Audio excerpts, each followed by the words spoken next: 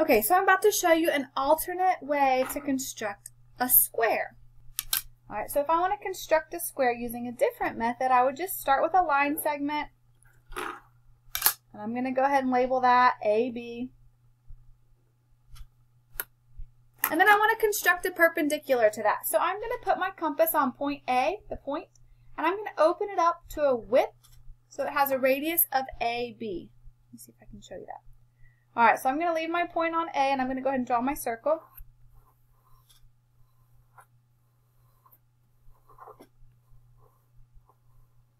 And then I'm going to draw the exact same circle, but this time centered at point B. It still has a radius of AB.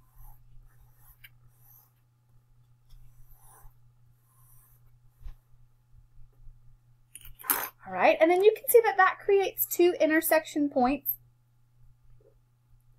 So I'm going to label those CD, and then I'm going to use my ruler to draw that. So I've just created a perpendicular. Okay, and then from here, I need to go ahead and label this intersection point as E. And then I'm going to draw another circle, and it's going to be centered at E with the radius of EB, or you could say a radius of AE. It should be the same either way.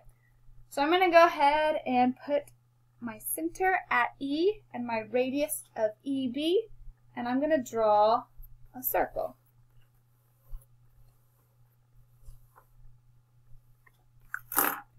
Okay. And then I have some more intersection points. I'm going to label this one F and this one G. And then I'm going to use my straight edge to connect AF,